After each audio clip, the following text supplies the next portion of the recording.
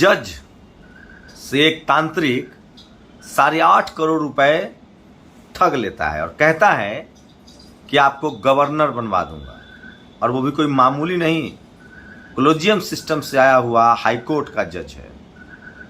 आप भरोसा करेंगे, हाई कोर्ट के जज से एक ज्योतिषी गवर्नर बनाने के नाम पर 8.5 करोड़ रुपए ठग लेता है। लेकिन यही नहीं, सोचिए, सोनिया गांधी और राहुल गांधी के खिलाफ जांच चल रही है।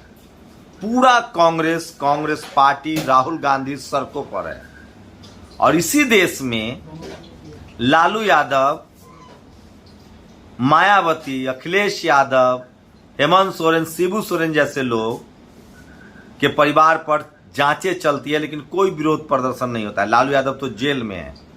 इस देश के जेलों में 90% SC, ST, OBC के लोग खीरा चोरी के आरोप में ट्रायल झेल रहे हैं। 5 करोड़ से ज्यादा मुकदमे लंबित हैं लोअर कोर्ट, हाई कोर्ट और सुप्रीम कोर्ट में। 70,000 से ज्यादा सुप्रीम कोर्ट में मामला है, 4 लाख से ज्यादा हाई कोर्ट में मामला है, लेकिन इस पर कोई बात नहीं करेगा। तो सोचिए, इस देश में कैसे कांग्रेस हो या बीजेपी हो, SC, ST, OBC माइनॉरिटी के लोग, नेता और जनता को तबाह किया जाता है। सबसे ज्यादा SC, ST, OBC माइनॉरिटी के कर्मचारियों पर विजिलेंस की चेकिंग होती है। सोचिए किस तरह से जुबैर नाम के एक मुस्लिम पत्रकार को जानबूझकर चकरघिन्नी की तरफ फंसाया गया। ये मैं नहीं कह रहा हूं, इस सुप्रीम कोर्ट ने कहा है। ये वो तमाम बड़ी खबरें हैं जिसका मैं विश्लेषण लेकर आया हूं, और ये वो खबरें हैं जो आपके लिए बहुत जरूरी है। नमस्कार, मैं शंभू कुमार सिंह और आप देख रहे हैं नेशनल दस्तक। आज की सबसे बड़ी खबर है, कर्नाटक हाई कोर्ट में हंगामा मच गया। कर्नाटक हाई कोर्ट के पूर्व जज से 1-2 करोड़ नहीं, पूरे के पूरे 8 करोड़ रुपए एक ज्योतिषी ने ठग लिया। आप कल्पना कर सकते हैं कि यह कैसे संभव है, और क्या उस जज की बहाली के बाद आप उम्मीद कर सकते हैं कि वो जज कैसे सिस्टम में आया होगा।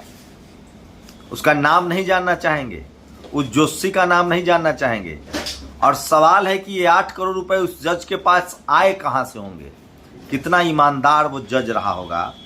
दिलीप मंडल ने तंज किया, ज्योतिषी गवर्नर बनोगे, जज हाँ क्यों नहीं, मजा आ जाएगा, खर्चा लगेगा, नेताओं को देने पड़ेंगे, दूंगा। 8.5 करोड़ दिए, बहुत बढ़िया, मैं चला, लेकिन मुझे तो तुमने जज बनाया नहीं, हाय बर्बाद हो गया। फिर कहते हैं कि पब्लिक इज्जत नहीं करती, कास्टिस्ट कॉलेजियम। अब ये दोनों का नाम जान लीजिए। युवराज स्वामी नाम का ये ठग 8.5 करोड़ रुपए सुप्रीम कोर्ट, माफ कीजिएगा, हाई कोर्ट के पूर्व जज से ले लिया। इनका नाम है फॉर्मर हाई कोर्ट जज जस्टिस BS इंद्रकला। ये गवर्नर बनना चाहते थे, और इसीलिए इन्होंने 8.5 करोड़ रुपए एक जोशी को दे दिया, और वो जोशी ये सारा पैसा लेकर फरार हो गया। इसलिए मैं कहता हूं कि सोशल मीडिया ही सच्चा मीडिया है, सोशल मीडिया ही बहुजन मीडिया है। अब एक एक करके वो सारी खबरें बता रहा हूं जो सोशल मीडिया पर आज वायरल हो रहा है और जो इस देश के लिए जरूरी है।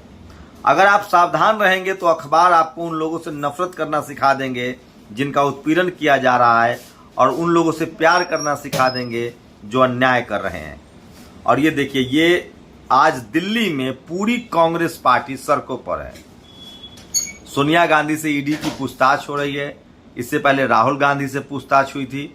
अब सोचिए कि यही कांग्रेस जब सत्ता में थी तब मायावती के खिलाफ, मुलायम सिंह के खिलाफ, लालू यादव के खिलाफ, शिबू सोरेन के खिलाफ जांच हुई, जेल गए लोग।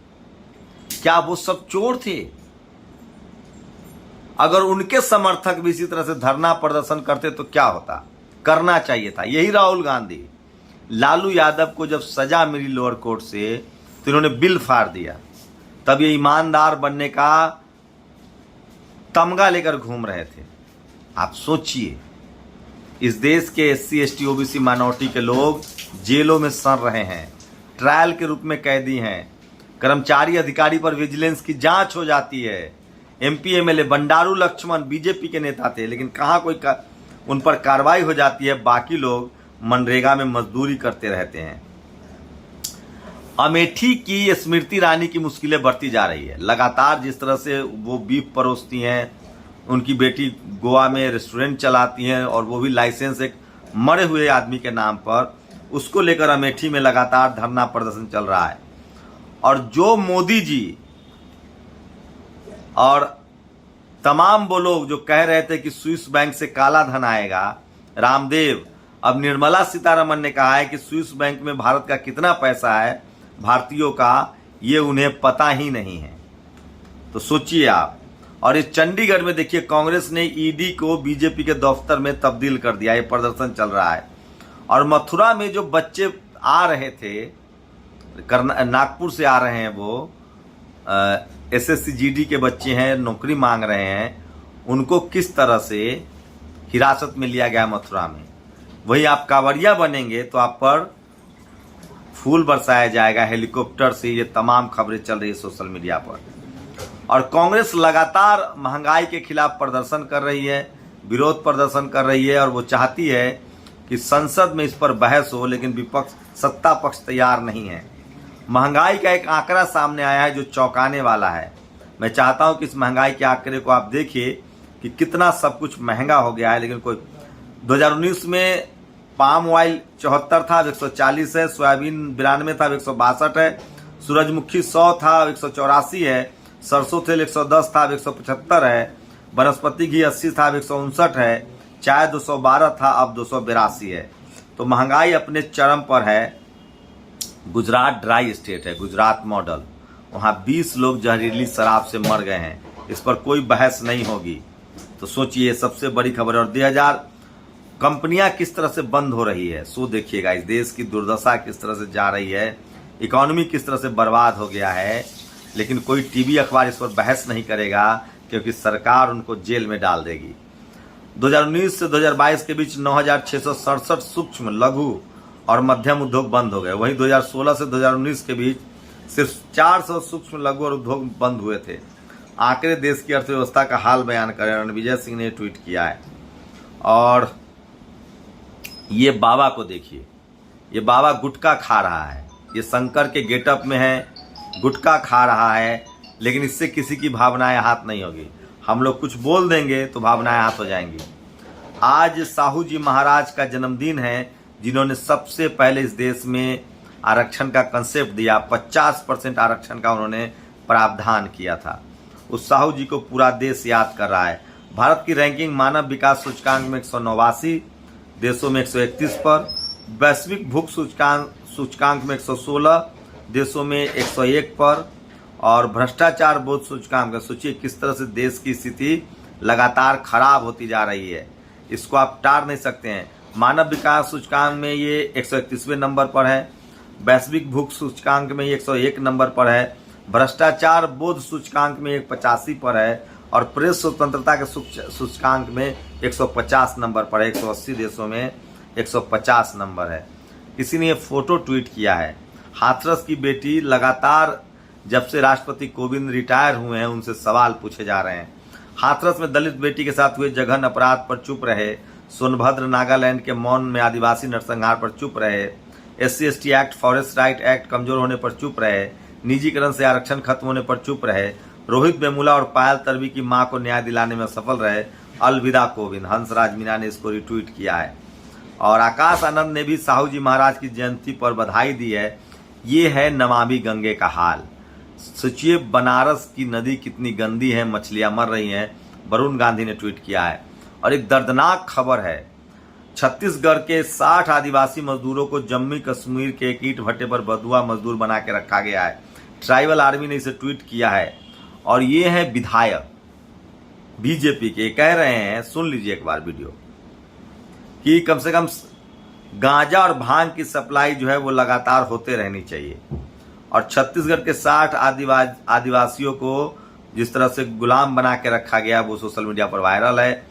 ये तस्वीरें देखिए, कहीं शिवरात्रि पर प्रोग्राम हो रहा था और शिव ने तांडव कर लिया और महिला जो एक्टर थी उनको थालियों से मारने लगा। कोई दूसरा होगा तो इस पर केस दर्ज हो जाएगा। मेरा क्या, मैं आपको सारी खबरें बताता रहता हूं। ये वो खबरें हैं जो इस देश के लिए जरूरी हैं। क्योंकि भय, भूख, भ्रष्टाचार जो है वो जाना चाहिए।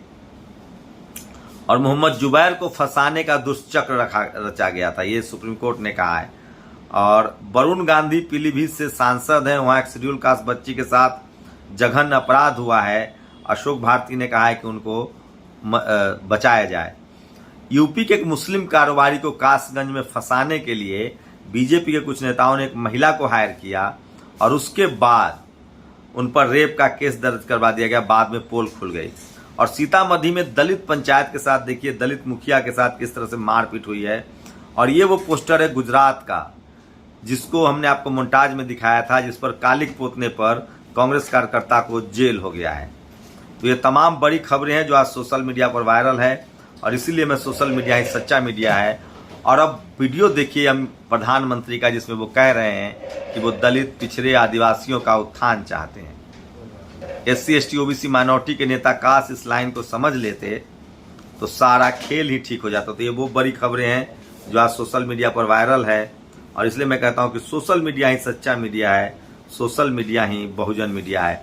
आप लोग की क्या प्रतिक्रिया, अपनी प्रतिक्रिया जरूर दीजिए। शुक्रिया। नेशनल दस्तक की आपसे गुजारिश है कि अगर इसको बचाना चाहते हैं तो नेशनल दस्तक को सब्सक्राइब करने के लिए रेड कलर के सब्सक्राइब बटन को दबाएं, फिर बेल आइकन की घंटी दबाएं। नेशनल दस्तक को बचाने के लिए बहुत जरूरी है कि हर खबर को शेयर करें, लाइक करें, कमेंट जरूर करें।